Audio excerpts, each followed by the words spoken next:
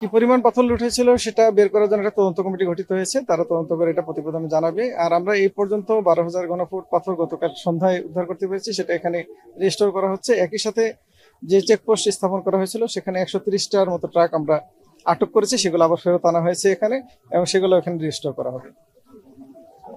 এগুলো রিস্টোর করা হবে। জি। আচ্ছা, হাইকোর্টের একটা নির্দেশনা আছে, দুপুরবেলা আমরা যেটা জানতে পারলাম, একটা রিটের পরিপ্রেক্ষিতে যে আদেশ দেওয়া হয়েছে, সেখানে বলা হয়েছে যে যারা এর সঙ্গে জড়িত ছিল তাদের তালিকা প্রস্তুত করে হাইকোর্টকে জানানোর জন্য, একই সঙ্গে 7 দিনের মধ্যে যত পাথর লুট হয়েছে সবগুলো আবার আগের জায়গায় ফিরিয়ে দেওয়ার জন্য।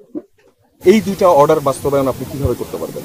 Is it possible? আচ্ছা, একটু দেখে নির্দেশনা আসুক আমাদের কাছে, আমরা দেখবো। মানে এই তালিকা কি আপনাদের কাছে আছে অথবা আপনারা করেছেন এমন? অর্ডারটা আসুক আমাদের কাছে, আমরা সেই অনুযায়ী ব্যবস্থা নেব।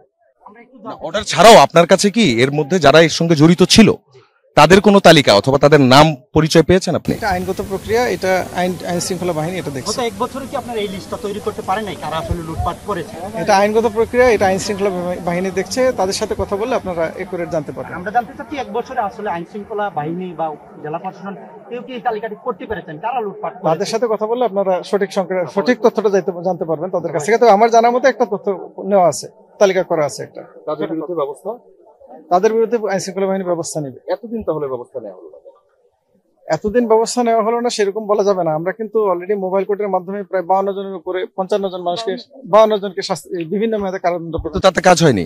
একই সাথে হচ্ছে কি আমাদের নিয়মিত মামলা আছে, নিয়মিত মামলায় অনেকে গ্রেফতারও হয়েছে, কিন্তু তাতে কাজ হয়নি, যেটার প্রমাণ আপনি নিজেই দেখতে পাচ্ছেন। এবং আমরা যে জন্য এখানে কাজ হওয়া বলতে আপনি কি বোঝাচ্ছেন আমি জানি না। আপনি যদি বলেন যে বন্ধ দিবেন, আপনি হবে, ভয় পাবে আর করবে না। আপনি আমরা সাজার কারণ এটাই বুঝি। বলেন যে এটা বন্ধ হয়নি, মানে তারপরে বন্ধ হয়নি। হ্যাঁ, এটা বন্ধ হয়নি, ঠিক আছে, কিন্তু তারপরে আমাদের কার্যক্রম চলমান আছে, আমরা সবসময় অভিযান করছি। আচ্ছা, আপনি তো আজকে দিনের আলোতে প্রকাশ্যে আসলেন, এই জায়গাটা পরিদর্শন করলেন।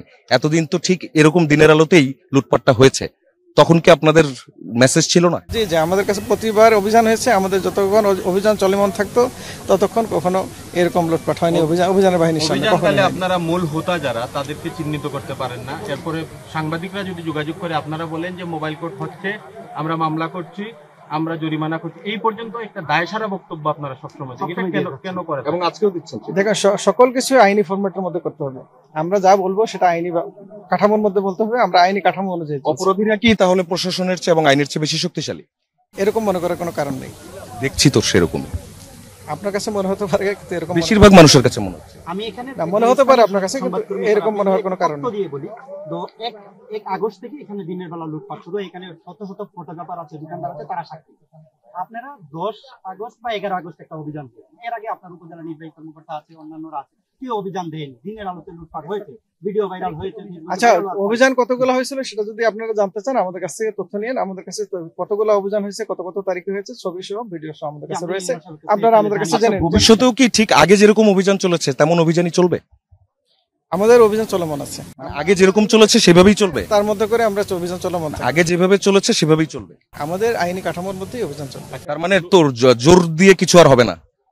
এখন যেটা দেখছি আমরা, গতকাল রাত থেকে এখন যেটা দেখলাম, এমন অভিযান চলবে নাকি আগের মতোই চলবে? এরকমই অভিযান অব্যাহত থাকবে, অভিযান অব্যাহত থাকবে। লুটপাটকারীদের একটা তালিকা ছিল জেলা প্রশাসনের, সেই তালিকা কি আপনারা অনুসরণ করেছেন কিংবা আছে?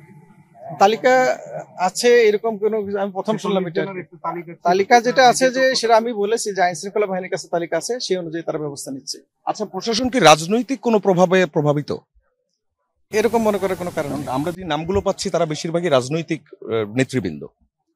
এরকম মনে করার কোনো কারণ নেই। আপনি কি কনফিডেন্ট তাহলে? হ্যাঁ, আমি কনফিডেন্ট। ভবিষ্যতে এরকম হবে না? কিরকম? এই যে হঠাৎ করে যে খালি হয়ে গেল সব। আমরা চেষ্টা করছি।